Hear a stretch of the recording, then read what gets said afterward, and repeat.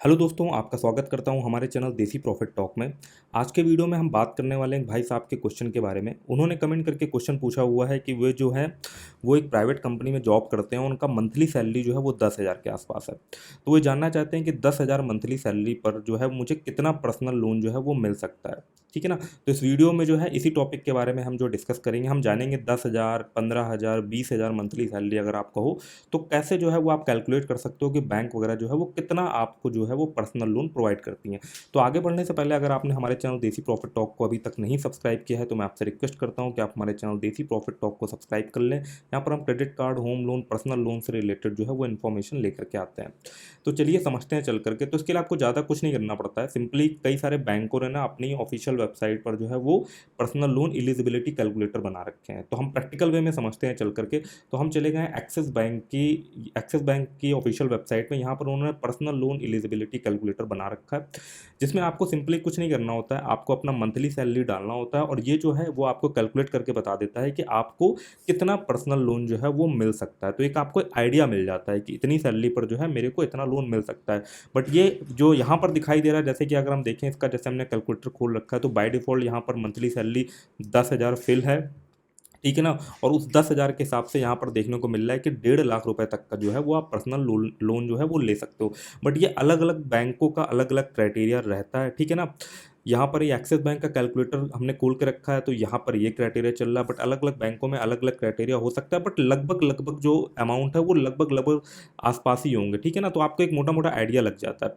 तो जैसे कि यहाँ 10,000 पड़ा, प्लस आप दूसरा यहाँ पर देखोगे, दूसरा यहाँ पर एक टाइप देखने को मिल रहा है एक्सपेंस। ठीक है ना। इसमें क्या करना है, इसमें अगर मान लीजिए आपका पहले से कोई ईएमआई वगैरह चल रहा है, आपने कोई चीज़ बाय वगैरह कर रखी है, उसकी ईएमआई आप दे रहे हो, तो वो ईएमआई आपको यहाँ पे डाल देनी, क्योंकि वो ईएमआई अफेक्ट करेगी आपका ये जो लोन का अमाउंट है वो फिर कम हो जाएगा। क्योंकि ऑलरेडी आप ईएमआई वगैरह दे रहे हो, फिर आप कैसे दूसरी जगह पर आप और ईएमआई दे पाओगे जाकर ना। तो अगर मान लीजिए मैं यहाँ पे एक रैंडम कुछ ईएमआई डाल देता हूँ, फॉर एग्जाम्पल के लिए मैंने यहाँ पे 7,000 ईएमआई डाल दिया, आप कुछ पे कर रहे हो, तो आप देखोगे यहाँ पे जो लोन का अमाउंट है वो कम हो जाता है अपने आप ना। 1.5 लाख से ये 1 लाख रुपये हो गया जाकर के। ठीक है ना। अगर मैं यहाँ पर मान लीजिए अमाउंट, यहाँ सैलरी जो है वो यहाँ पर 20,000 कर देता हूँ, तो आप देखोगे यहाँ पर जो लोन का अमाउंट है वो 3 लाख रुपए हो गया जाकर। ठीक है। जैसे जैसे आपका मंथली सैलरी बढ़ता जाएगा वैसे वैसे जो आपकी लोन की कैपेसिटी है ना वो बढ़ती चली जाएगी।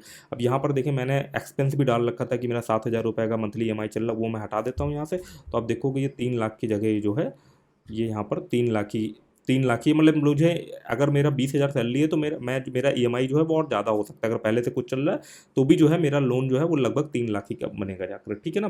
तो इस तरीके से जो है वो आप अलग अलग सैलरी के लिए लगभग अमाउंट जो है वो कैलकुलेट कर सकते हो। संग के संग अब हम देखते हैं चल करके कि कौन कौन से बैंक में क्या क्या सैलरी का क्राइटेरिया चल रहा है, मतलब कि मिनिमम सैलरी, क्योंकि हर बैंक का अलग अलग रहता है। जरूरी नहीं है कि हर बैंक जो है वो 10,000 सैलरी अगर आपकी मिनिमम हो तो हर बैंक आपको 1.5 लाख रुपए का लोन दे दे। तो उसके लिए हमें समझना पड़ेगा कि उनकी मिनिमम सैलरी का क्या क्राइटेरिया है। तो यहाँ पर हमने एक लिस्ट खोल रखी है जिससे हमें पता चलेगा कि जो लीडिंग बैंक है उनमें क्या क्राइटेरिया चल रहा है ना। तो आप देख सकते हो जैसे कि एसबीआई है सबसे टॉप पे, ये एक गवर्नमेंट सेक्टर का सबसे बड़ा बैंक है। ठीक है ना। तो यहाँ पर अगर आपको लोन लेना है, पर्सनल लोन लेना है, तो उसके लिए आपका मिनिमम सैलरी 15,000 होना चाहिए। एचडीएफसी की बात करें तो यहाँ पर मिनिमम सैलरी 20,000 होना चाहिए। एक्सिस बैंक की अगर बात करें जो इसमें जिसका कैलकुलेटर अभी हम यूज़ कर रहे हैं, तो वहाँ तो 10,000 लिखा हुआ था ना।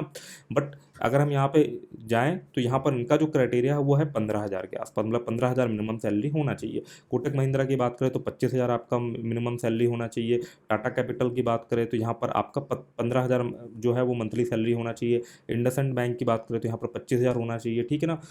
उज्जीवन स्मॉल फाइनेंस बैंक है above the minimum wages of limit. ठीक है ना। ये जो बैंक है ना ये आपको जो है वो कम सैलरी पर भी जो है बैंक है वो ऑफर कर सकता है। ठीक है ना।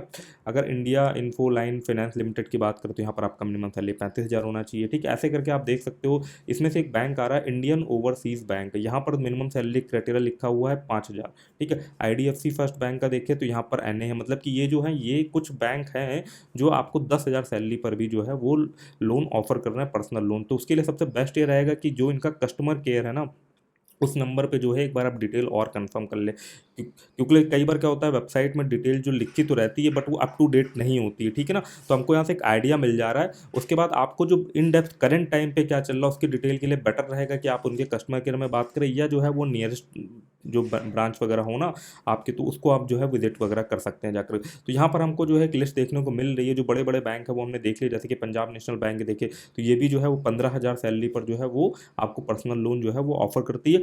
अब यहाँ पर अगर हम मोटा मोटा समझे जा करके, तो जितने भी प्राइवेट सेक्टर बैंक है, ठीक है, चाहे वो SBI हो, ठीक है ना, चाहे तो वो अगर हम यहाँ पे बात कर रहे थे पंजाब नेशनल बैंक हो, या अदर जो भी गवर्नमेंट बैंक की हम बात करें जाकर, बैंक ऑफ बड़ौदा हो जाकर के ना, तो ये ज़्यादातर जो बैंक है गवर्नमेंट सेक्टर वाले, वहाँ के लिए जो मिनिमम क्राइटेरिया देखने को मिल रहा है, वो ये देखने को मिल रहा है कि यहाँ पर जो आपका अगर 15,000 रुपये मिनिमम सैलरी है ना, तो यहाँ से आप पर्सनल लोन जो है वो अप्लाई कर सकते हो। वही अगर हम प्राइवेट सेक्टर की बैंक की देखे जा करके, तो कुछ बैंक 15,000 हैं, कुछ बैंक 20,000 हैं, कुछ बैंक 25,000 है, उनका अलग अलग कुछ जो है वो क्राइटेरिया, ठीक है ना।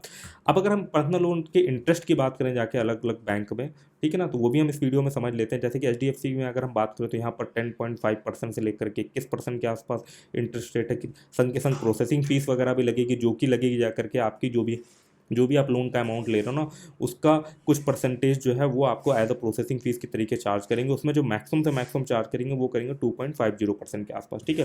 फिर अलग अलग बैंक है, आप देख सकते हो, सिटी बैंक हो गया, एक्सिस बैंक हो गया, एक्सिस बैंक में 10%। अब यहाँ पे मोटा मोटा हम देखें जाकर, तो पर्सनल लोन में जो आपका इंटरेस्ट रेट है ना, वो पड़ेगा जाके 10, 10.5, 11% से लेकर के 20, 21, 30% तक जो है वो पर्सनल लोन पे इंटरेस्ट पड़ता है। ये डिपेंड करता है आपके सिविल स्कोर, क्रेडिट स्कोर पर, ठीक है ना।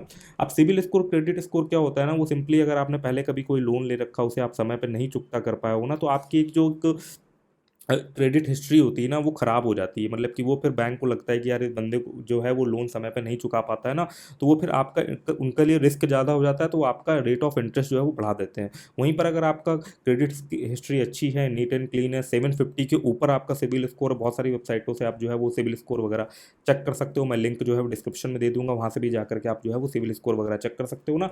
तो उससे क्या है ना कि आपका जो रेट ऑफ इंटरेस्ट है ना, अगर आपका सिविल स्कोर एक्सीलेंट है, 750 के अबव है ना, तो जितने भी बैंक का जो लोवेस्ट इंटरेस्ट का क्राइटेरिया रहता है ना, उस इंटरेस्ट रेट पर जो है वो आपको लोन वगैरह मिल जाता है, ठीक है ना। तो ये काफ़ी बढ़िया रहता है। अपना क्रेडिट स्कोर हमेशा जो है वो गुड कंडीशन पे ही रखना चाहिए। अब यहाँ पे लिस्ट में आप देख सकते हो अलग अलग बैंकों का जो है वो, स्टेट बैंक ऑफ इंडिया की बात करें तो 9.60% से लेकर के 15% है। जितने भी आपको गवर्नमेंट बैंक देखने को मिल जाएंगे, वहाँ पर मिनिमम सैलरी का भी क्राइटेरिया कम है, 15,000 के आसपास है, और रेट ऑफ इंटरेस्ट भी कम रहता है। बट पर्सनल लोन लेना जो आपके कह सकते हो सरकारी बैंक वगैरह रहते हैं ना, वहाँ से पर्सनल लोन जो है वो थोड़ा जल्दी अप्रूव नहीं होता, इसलिए ज़्यादातर लोग जो है वो प्राइवेट बैंक प्रेफर कर लेते हैं, या जो कुछ NBFC अप्रूव्ड जो ऐप्स रहते हैं, क्रेडिट भी हो गया, कई सारे ऐसे ऐप चल रहे हैं पर्सनल लोन के लिए जहाँ से इंस्टेंट लोन वगैरह जो है मिल जाता है, उनका यूज़ कर लेते हैं जाकर के। बट बेटर ये रहेगा, क्योंकि उनमें जो है वो रेट ऑफ इंटरेस्ट बहुत ज़्यादा रहता है, बेटर ये रहेगा कि आप जब भी आपको पर्सनल लोन लेना हो, तो एटलीस्ट आप एक बार गवर्नमेंट बैंक में ट्राई कर लें। फॉर एग्जांपल के लिए अगर आपका स्टेट बैंक ऑफ इंडिया में अकाउंट पहले से सेविंग अकाउंट है ना, तो उनके पास पूरी डिटेल जो है वो आपकी रहती है कि हाँ भाई क्या आपका क्रेडिट स्कोर है, क्या ट्रांजेक्शन रहता है ना, तो वहाँ पर आप जरूर चेकआउट कर ले, ठीक है ना। क्योंकि कहीं ना कहीं गवर्नमेंट बैंक से रेट ऑफ इंटरेस्ट में काफ़ी ज़्यादा बेनिफिट मिल जाता है, और रेट ऑफ इंटरेस्ट जो है वो बहुत इंपॉर्टेंट रोल प्ले करता है आपकी मंथली EMI पे। वो भी जो है हम इस वीडियो में देख लेते हैं। इसके लिए हम यूज़ करने वाले हैं बेस्ट EMI कैलकुलेटर, ठीक है ना। अब यहाँ पर हम पर्सनल लोन के सेक्शन में गए, मैं एज्यूम करता हूँ कि हमने जो है वो फॉर एग्जाम्पल के 3 लाख रुपए का जो है वो पर्सनल लोन लिया, ठीक है ना।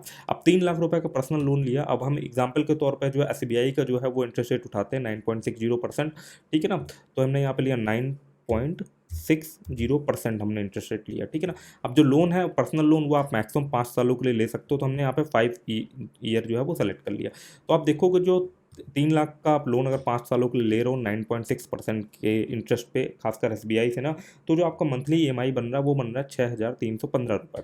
अब वहीं पर जो अगर हम क्या है कि ये लोन जो है वो SBI से ना मिल करके हमें फॉर एग्जांपल के लिए किसी प्राइवेट बैंक से हम लेते हैं जा करके, ठीक है ना, तो प्राइवेट बैंक का आप इंटरेस्ट रेट देख ही सकते हो। फॉर एग्जांपल के लिए येस बैंक को चूज़ करते हैं, यहाँ पे 13%, 14% पे चल रहा है ना, तो यहाँ पर हम डालते हैं 13.99 येस बैंक का ना, तो आप देख सकते हो कितना मेजर जो है वो डिफरेंस आ जाएगा। यहाँ पर EMI में डिफरेंस कम आया, बट रेट ऑफ इंटरेस्ट में आप देखोगे बहुत ज़्यादा डिफरेंस आएगा जो आप 5 सालों में बैंक को पे करने वाले हो। अगर हम यहाँ पर हमारा EMI 13.99 सॉरी इंटरेस्ट रेट अगर हमारा 13.99 है, तो आप देख सकते हो आपको बैंक में सिर्फ ब्याज का, आपने लोन लिया था 3 लाख रुपए का 5 सालों के लिए, तो आपको बैंक में ब्याज का जो है वो 1,18,735 रुपये 5 साल में बैंक को देने पड़ेंगे। वहीं पर अगर इसमें हम SBI का इंटरेस्ट रेट डाल दें, जो कि हमको देखने को मिल रहा था यहाँ पर स्टेट बैंक ऑफ इंडिया का इंटरेस्ट है 9.60%। तो आपको एक मेजर डिफरेंस देखने को मिलेगा।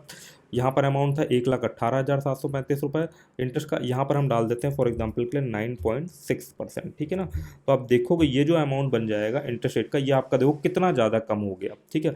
78,000 के आसपास जो है वो इंटरेस्ट का अमाउंट। तो मेजर डिफरेंस इसलिए जो है वो हमें रेट ऑफ इंटरेस्ट जो है कम से कम रेट ऑफ इंटरेस्ट में जो है वो लोन लेने का ट्राई वगैरह जो है वो करना चाहिए, ठीक है ना।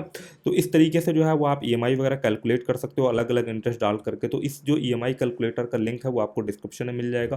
काफ़ी अच्छा ईएमआई कैलकुलेटर है, आपको प्लानिंग करने में बहुत ज़्यादा हेल्प मिलेगी, चाहे आप पर्सनल लोन लेना चाह रहे हो, चाहे आप होम लोन लेना चाह रहे हो, चाहे आप कार लोन लेना चाह रहे हो, ठीक है ना। तो आई होप आपको वीडियो पसंद आई हो। अगर आपको वीडियो अच्छी लगी हो तो वीडियो को लाइक कर देना, चैनल पर नया हो चैनल को सब्सक्राइब मार देना। मिलते हैं अगले वीडियो में, तब तक के लिए धन्यवाद। जय हिंद, जय भारत।